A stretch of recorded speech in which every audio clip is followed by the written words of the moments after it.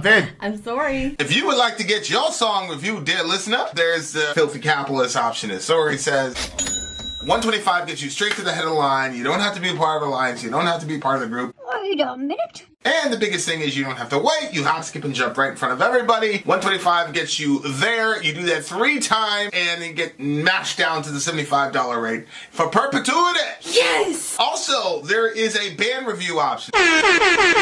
So if you've got a band and you're trying to get your band some exposure, hit me up at insori@gmail.com, and I'll show you the details about how to pull that off. You can also jump on Patreon, and there is a option on the tiers to be able to get your band reviewed. Yep. Obviously, we can't lie to you, so we can't guarantee a positive review. Get what you get. It's just rubbish. Rubbish. Rubbish. That's British for garbage. My favorite is the community option. $1 at the gate gets you in at Patreon. You get to join an alliance. The alliance joins their points together, and that helps determine what songs that we do. The alliances hang out on Discord. Message me on Patreon to get the link. And they do all kinds of other cool things. They do Minecraft, Dungeons and Dragons. Yeah. It's really a community within the community. Anybody can go in the village, facebook.com/Vin and Sori. There's 160,000+ people on the channel. What's cool about the Discord is that it offers a real opportunity for community connection, friendship, that type of thing. And it's on Discord, so if you're not a Facebook person, it's for you. You start off at $1. Right. Plus you get exclusives. Sori and I are working on a song. So the first 15 seconds of that was on Patreon. Also, at $15 tier and above, when we actually debut the video, they're going to be there live with us. There you are, dear listener. Buy our merch. And a child shall lead them. Buy our merch. Yeah, mini Sori in the house. Yep, she is cool. She's so cute. This was an alliance pick, wasn't it? Yeah. Wasn't that on the alliance side? Yes, it was. So there we are. Sin and glory. This is a sin and glory, Chris Culp. Hey, Chris. So Chris got lucky on Madden, and then ever since then, he's been avoiding me. Why are you avoiding me, Chris? Why are you avoiding me, bitch? He got lucky. Respond to my texts, bitch. He got lucky. Bitch. You know, like, bitch. Bitch. Anyway, you guys know about the alliances because you just saw the little update video. Oh my gosh, you guys! I have a quick story. I'll make it quick. So I went to McDonald's and they have like 2 drive-ins, so you can do 2. Well, everybody was in a single line, so I thought, wow, why is everybody piling into one line? Well, I'm just gonna go into the second line because it was clearly shorter. When I got all the way up to the front, I realized everybody was in one line and splitting off just at the last second. But I was already up there now, so I'd have to like go all the way around, and I wasn't gonna do that. So I went in the line, and the whole time, like, this guy pulls up behind me, and he's like, "You bitch, blah blah blah, bitch," and I was like, couldn't figure out why it was so entertaining to me, and it wasn't offensive at all. And then I realized Vinny and I are watching this show right now, and like left and right, this character that's very endearing, he's like. He just kind of reminds you of like your messed up little brother. Yeah. He's like, he'll be like saying all these things, then he'll be like a bitch, and like he says it all the time, so it becomes like a phrase for him. So then when it got said to me, I was more entertained, and I figured out that's why I was entertained, was because of the show. So watch a show where somebody says that, you won't be insulted by the things people say. That's the message there. All right, let's start this song. Shout out to Emily Lee, one of my favorite Homo sapiens on the motherfucking planet. All you bitches out there, shout out to you. Okay, all right, let us go. It is time. This is Ronnie James Dio, and the name of the song, dear listener, that we're listening to today is All the Fools Sailed Away. Okay. So here we go. All the fools sailed away.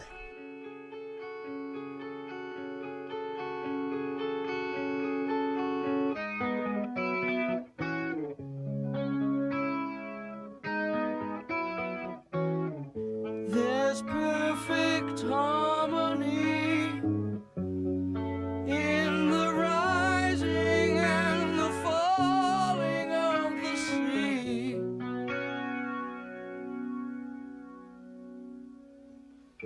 And as we sail along, I never fail to be astounded by the things we'll do for promise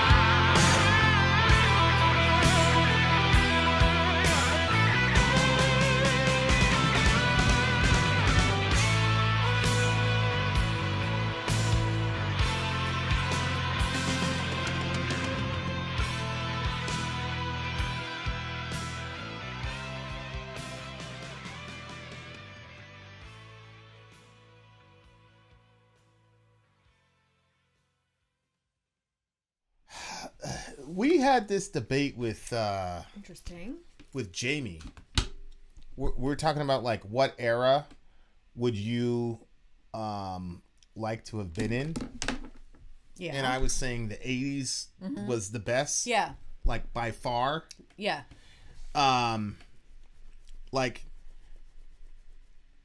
it just was, man. Like the music is just, it was just deep and serious and like when 80s musicians like, you know, they would set the atmosphere. It was like, and like you just like they always made it feel like there was like some anticipation something was gonna happen. Everything was just so big in the 80s. Obviously we didn't experience much of it, but like the hair was big, then the obnoxious neon colors. Yeah.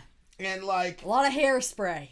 The hair, yeah, I mean, like honestly, I love the smell of hairspray because of the 80s and 90s. I was like a small kid, but we used to on the bus. We used to have these, you know, like I don't know, hall monitors, but they were, you know, they were really good, like, you know, older teenagers. We were like little kids, you know, 3, 4, 5 years old. But I just remember like this girl, big black hair, and like she just smelled like a freaking chemical plant, bro. Because she, and like the hair wouldn't move.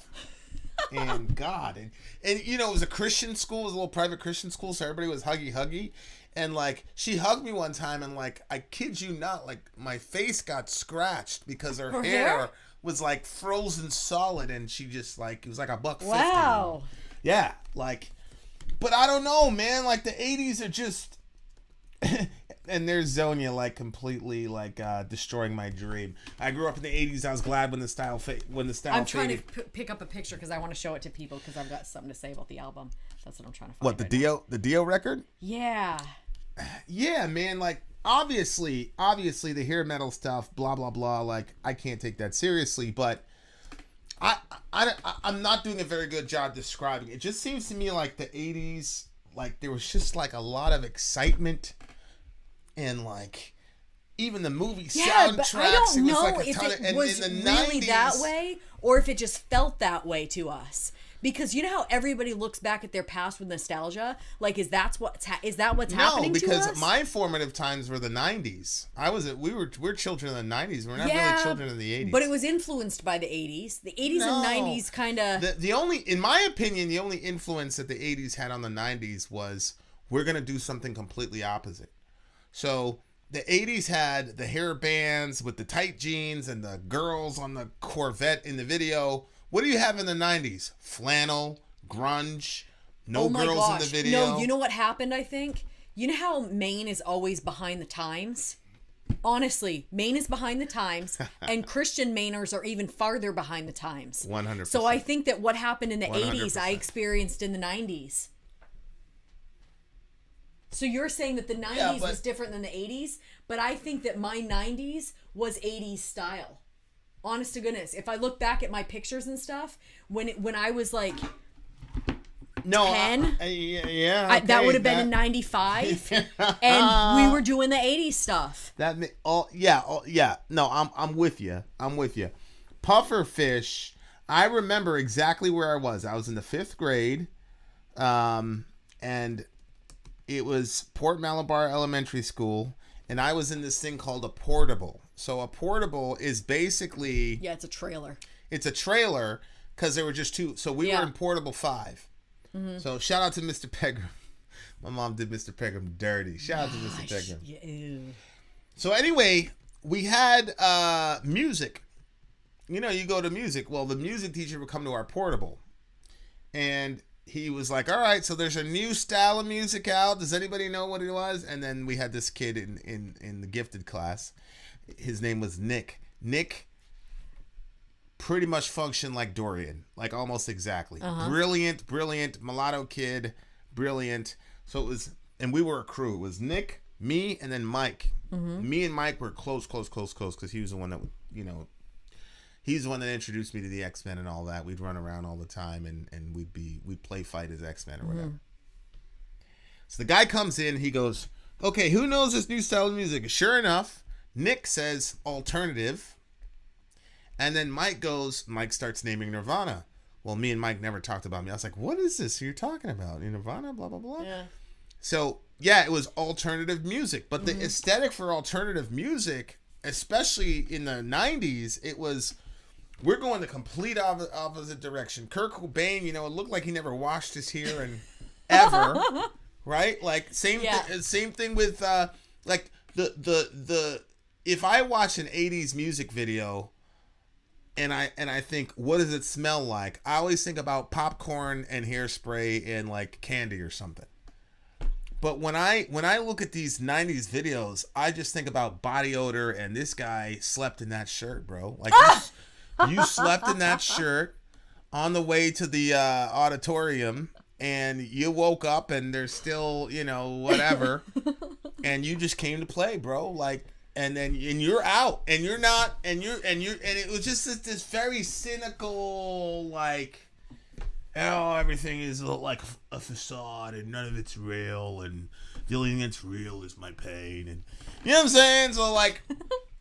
So and that's when I came up. That's when I became conscious of music, started listening to music, was that period of time. How old were you? I don't know. 6, 7? See, I think we got into grunge when I was like 12. Not musically, because we weren't doing the music thing, but like, I know that there was a stark difference between my clothes prior to that, and then at 12 it was like a big baggy shirt. I had Dare to keep kids off drugs. Oh, 100%. I thought it was so cool. I was 100%. like, yes, the movement, 100%. protecting these children. Yeah. And I didn't have like, so when I look at this Dio song, so I miss Dio completely. I'm going to send you this picture so you can put it up. I didn't get to, honestly, the channel introduced me to Dio, who is, in my opinion, the best vocalist in metal. Like, he's really good. It's like, we were looking at, I think his name is Tosin. It's a guy from Animals as Leaders. And he's got his 8-string monster of a guitar. And he's like, so, and I'm watching him. He's going back and forth with this other guy. And the other guy is a badass himself. Like, the other guy, I forgot what the guy's name was, but he's a badass himself. So they're like jamming, going back and forth. So then Tosin has this thing where like he'll arpeggiate a chord, but not with the pick, with all of his fingers. So like, I'm studying this guy, and like, oh my God, all 10 of his fingers are involved in the music. So was that the one we were listening to in the car? Yeah. Oh yeah, it was really good. So the guy goes, show me how you do that. So he's got a G or whatever, and he arpeggiates the G, but he does it with his fingers. So it's got like 19 different layers to it. This is not replicatable. And so the guy is following along with Tosin, and then Tosin goes, yeah, you got it. And then he goes, and it was like me doing this. Like, it was so simple for him. And the other guy goes, yeah. Like, it was like done. Like, the other guy was mega talented, but Tosin is like, I don't know if I'm pronouncing this guy's name correctly. Yeah, I've just started looking at his stuff. And yeah, Becky, not really hammer-ons or offs, like, not that. Like, the guy, he's extremely innovative, genius, unbelievable guy. I think Ben was the first person that introduced me to them, actually. Oh, really? And because it was Ben, I was like, oh, these guys, I'm not gonna look at them at all. I don't really I don't listen to any of Ben's recommendations. Sorry, Ben. But like, holy shit, this guy, he's just on a different level. I'll put the link in the but like, my point is, it was just so simple for him. And that's one of the ways that I gauge whether or not a person has mastered a given thing. Mm-hmm. Can they do it off the top of their head and just do it effortlessly and keep going? Like, me, I believe I could play that specific little lick, but it would take me literally 48 hours straight of watching it and doing it. And then once I've got it down, I would be very labored in replicating that. And that's my point. Like, you look at Michael Jordan shoot a fadeaway, it's just fluid. It's effortless. You look at LeBron doing it. No, you're right. There's a ton, You're right. ton of effort. You're right. Yeah, because I think that you're good when you play. Like, I think that you're good, and the stuff that you put together, I think you definitely are talented in that stuff. But I wouldn't say that it looks so easy that it's like a, you know, like sometimes people are playing, and the playing itself, not just the sound, but the way that their hands move on the instrument, it's like a dance. And I think that really separates some musicians from other musicians. Right. Like just the way that, like you say, the way it just comes naturally from inside of them. Like, yeah, I would agree. Like, I had this friend, and the guy was just, he'd roll out of bed, check his, boom, boom, boom, boom. Yeah, some people, Bang, bang, stuff bang. is just, It's like there's some people. It was just like the groupings were like literally there's no variables in the groupings. They were like that tight, and the guy was just and different positions, stress position, weak hand shit. Like the All guy same. was just. And like you'll see when we go out to the range. It's like after a while, it's like but like there's some people who are just, and it's strange to me because of my theological pacifism, whatever. Like there's just some people that are like that guy. He was born for that. Yeah, accuracy. And it's like one of those things like.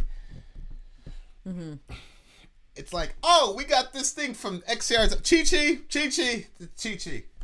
And like you'd be there and you whatever, and everybody looks at Chi-Chi and like boom, and you're gone. That's it. Like that's Dio. Like Dio is Chi-Chi. Like the guy is insane. He's insane. Like how he just does it vocally, and it's amazing, and it's just smooth, man. It's like melted butter and sugar. Yeah. And it's just Even the lyrics at the beginning, the way that he was singing it and the words, there's perfect harmony in the rising and the falling of the sea. And as we sail along, I never fail to be astounded by the things we'll do for promises in a song. Like, I love the ocean. Like that is, if I can be outside in the sun, I'm happy. And if I can be outside in the sun at the ocean, I'm really, really, really content.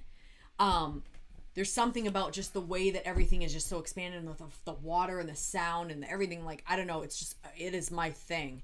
And so when it was saying that, like, and the way that it's true, like the tide comes in, the tide goes out, or the rhythm of the waves and how they just keep coming in, and like you can almost, like, if you're a person that likes to meditate or something, like it's a very good environment for that. Not if the beach is so crowded you're getting sand kicked in your face. Not then. I'm talking about when the beach is not that full, and it's just like it's just coming and you need time. For me, like that's the perfect spot for me to think, because there's the noise, and I don't know, it's just the way that it the patterns and the rising and the falling and stuff. So when he was singing, like just the way that his voice was at that point, like it kind of pulled you into it. I really liked that a lot. Hey, can you pull up that picture that I sent you in the email? Yeah, it's a little bit choppy. If I do that, It's gonna be worse. Yeah. Okay. Yeah. No, I agree. Lyrically, I was like, I wonder what he's talking about. The closest I could come to what he was trying to say in the song was he trying to like talk about like what rock stars do, right? So they travel over land and sea, obviously. I never fail to be astounded by the things we'll do for promises and a song. We are the innocent, we are the damned. We were caught in the middle of the madness, hunted by the lion and the lamb. We bring you fantasy, we bring you pain. If it's your one great chance for a miracle, or we will disappear, never to be seen again. So I think you're right. It's talking about like what musicians or artists bring to people. And again, like it's true. In the 80s, it just looks to me like the bands were just so big that it was like, I remember one time we went to some wrestling thing, and my brother goes, I am in the same building as Hulk Hogan. I am breathing the same air that Hulk Hogan is breathing. And that was the first time I'd ever heard anything like that about somebody that wasn't my mom. Because, like, my mom was, like, a divine being to me. You know what I'm saying? Mm-hmm. So I'm like, who? I was like, Hulk Hogan. Yeah, but, I mean, we got mom right here. But, like, that... But, again, that, like, idolatry of your, like, your like... Kurt Cobain did not embrace that. He did not embrace, like, if you see me, this is going to be some magical experience. He was like, yo, I'm coming to play. I'm going to play my music. I want to get out of here. It's not like he didn't love his fans. I'm sure he did. It's just, but the vibe was different. In the 90s, you didn't want to be that. You were supposed to be, like, this kind of, like, aloof type of thing. And that's probably one of the reasons why I never really got into music, that world. And then I saw Korn in Woodstock 99, and Jonathan was in a kilt and a leather shirt until he took it off because he was just too hot. And it was like something anomalous, something that you do not see every day. And these guys there was a certain glamour to Korn. It was weird, but there was a certain glamour to it. Like Manson was like shock rock. Korn there was a certain glamour to it. And so these guys, I mean, it was, I told you, like, the first time I saw Korn, like, how I almost killed myself, like, after, because it was such a high, I wonder if anybody else feels that way. Tell me in the comment section. It was such a high, like he was saying, like, it was a miraculous thing. Like, I couldn't believe what I was seeing. I'm like, I'm in this building, and the same moves that they're doing on the video or at Woodstock, they're doing it right now. I was just like, and I was just like, I remember driving home. I wasn't driving home. It was my best friend's girlfriend at the time. His mom drove us home. I remember driving home, man, and everybody was like, oh my God, blah, blah, blah. And I was playing along, but I was just like, yo, this is the best my life is ever going to be. Like, you know, I'm 16 at the time or whatever. I'm like, this is the pinnacle of my life. I'm never gonna have another amazing experience like this again. I should just kill.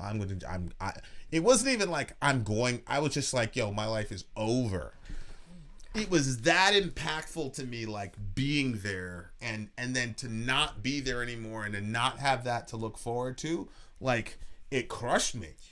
So, and obviously I'm such an extreme personality, so obviously, like, kids were not doing that in the 80s, but it was just, they were gods, you know, like, and then Kirk and what's the other band? This is the one that I like more than Nirvana. I keep talking about Nirvana, but the other band that I like more than Nirvana was Pearl Jam. I almost said Pearl Jam. Pearl Jam, yeah, all those guys, and Stone Temple Pilots, it was all like, hey, I don't want to be famous, man, blah, blah, blah. And honestly, if I ever had the misfortune of becoming famous, that's how, you know, I mean, you know me, I'd be like, you know what I'm saying? But, so when he's talking about that, I think the song is just about what rock stars do, and the good, the bad, and the ugly. We're the innocent, we cut, we bleed. Yeah, they didn't do this part, though. Like, I'm curious to know why. Colby, let me know why you guys picked the official. It was shorter, and it didn't do all these lyrics. So it never got to We're Innocent, We Cut, We Bleed. It ended with, I don't think it got to that one, right? No, it did. Yeah. I think it stopped before that. That's why I said there was this. There was I think you're right, though, about your interpretation of it. I just thought it was just talking about people in general, you know, like that we all kind of experience this. But then when I was reading it with I was like, yeah, okay. Hunted by the Lion and the Lamb. If you say your interpretation is correct, then that would be, there are fans that are like the Lion. They will, like, tear you apart. They're the ones that, they don't care if you're friggin' tired. They don't even give a fuck. Like, they're just gonna take. Like, they'll be the ones that, you know, like, remember somebody stole Tom Brady's outfit or something like that. Yeah, you know what I mean? jersey, Like, yeah. those are the Lions. And then there's the Lambs, the ones that are not so aggressive, but they're still out there trying to take. You know what I mean? And I think that, you know, like, as in they're expecting something from their band, which is understandable because, you know, if you go to a restaurant and you order a burger, you expect to have a good burger. And so people are expecting a certain level of music from them, and they have to perform for that. Mm-hmm. So I think that, you know, there's the both of them, but they're still feeling like they're hunted, whether it's the lion or that it's the lamb. We bring you fantasy, we bring you pain. So like, just depending on what music that they bring, depends, you know, how it's interpreted by the people. But if he has a religious background, hunted by the lion and lamb still works. Because I would imagine it'd be very hard to be religious in that context. Mm-hmm. So, you know, the scripture says your enemy, the devil, prowls around like a roaring lion seeking who it will destroy. Mm-hmm. And on the other side, Jesus is obviously the Lamb of God. I mean, that's his primary designation in the book of Revelation. Mm-hmm. So you've got hunted by the lion and the lamb. So a lamb, how does a lamb hunt you? You see what I'm saying? Yeah. Well, that's why I said they still want something from you, but it's just like the regular, you know, it's your regular fans that are not gonna like go so crazy, like become like stalkers. Yeah. But they're still expecting a certain level of music. It's the you know like how people will be like, oh, that's not the Iowa album, you know what I mean? And then they're only expecting Slipknot to put out that same type. Oh yeah, you know what I mean? And they can't make any variants from that. They have to stay on the same thing, or people will get all upset and sell out and blah blah blah and all that. So the pressure that they have, you know. Also, Viva Mexico! Shout out to Mexico. Yeah, we bring you beauty, we teach you sin. Yeah. We can give you a piece of the universe. Or we will disappear, never to return again. Yeah. But that's what they do. That's what they do, though. Mm-hmm. That rock. Can you bring up that picture? Rock stars. That's what they do for us, man. And I think that's. I think it's a really sad thing, like that people don't don't know what that experience is like, man. This picture? Yeah, shoot. Should I put a side-by-side with the album and send it to you so you can see? Look at the album cover. You can see how that made me think of that picture. Oh, yeah. So do you want me to put a side-by-side? I mean, yeah, go for it. This picture impacted me so much when I was a kid. Really? Yeah. You're about to see a picture that impacted Sori like you wouldn't believe when she was a kid. I spent a lot of time looking at it and thinking Did you really? Mm-hmm. How come? Well, I'll explain it when it pulls up. Okay. I don't want to give anything away. I can kind of see why that would be the case. But yeah, man, Dio was crazy. And you know the thing about Dio that's crazy to me is that I can't believe that sometimes I think to myself, like, if it wasn't for this channel, I'd have never heard any of this dude's music. That's not true for Pantera. Like, if it wasn't for this channel, I would have still known who Pantera was, you know, because of Walk. But I really didn't know, like, how good Dime was as a guitarist until this channel. So I thank the channel for that. But I still knew who Pantera was. Dio, though, I didn't even know he was alive. I didn't know who he was. I didn't know what he was. And it really, if it wasn't for the channel, I'd have never, you know, ran into probably one of the most gifted vocalists of all time, in my opinion. So, yeah. Is it a picture of Jonathan Taylor Thomas? Oh my word. My friends were so into him. Okay, I send it to you, babe. That dude, man, oh my gosh. I remember my friend being like completely obsessed with him and like wanting to marry him. And I was like, no, it's not that one. It's the most recent email you sent me. Go ahead, refresh it. Talk to the people. But yeah, it's that one. But anyway, she was like obsessed. She had his pictures up in her room. This is and a friend. Didn't realize, this is a friend of Sori's, guys. No, I wasn't allowed to have pictures of guys up in my room. Are you crazy? Mm-hmm. Anyway, I remember sitting in her room and thinking that like there was something wrong with her because she was like obsessing. Yeah. I was like, this is really bizarre. Like, you're obsessing about someone you will never meet, probably. Well, you're never going to marry this guy. Like, she wanted to marry him. She was, like, totally in love with him. I thought it was the most bizarre thing ever. I was, like kind of sideways looking at her and her obsession with this guy. I didn't realize, like, how normal that was for girls because we weren't allowed to have magazines. We weren't allowed to listen to bands. We weren't allowed to obsess about anything, blah, blah, blah. So So here's the picture. Okay, Sorry, are maybe. we up? Okay, so you can see, I don't know if it's your left or your right, you can see the album cover and there's like that creature outside the window and the child is sleeping and then it looks like there's some stuff underneath the bed. You've got the devil symbol coming out or metal, whatever you want to say. And like it looks like there's like some little demon on the kid's bed. So on the picture, it's on my right. I don't know if it's on your right, but there's a father and he's praying over his kid that's sleeping. And if you look outside the window, this picture's kind of grainy, but like the actual picture that my parents had was super clear.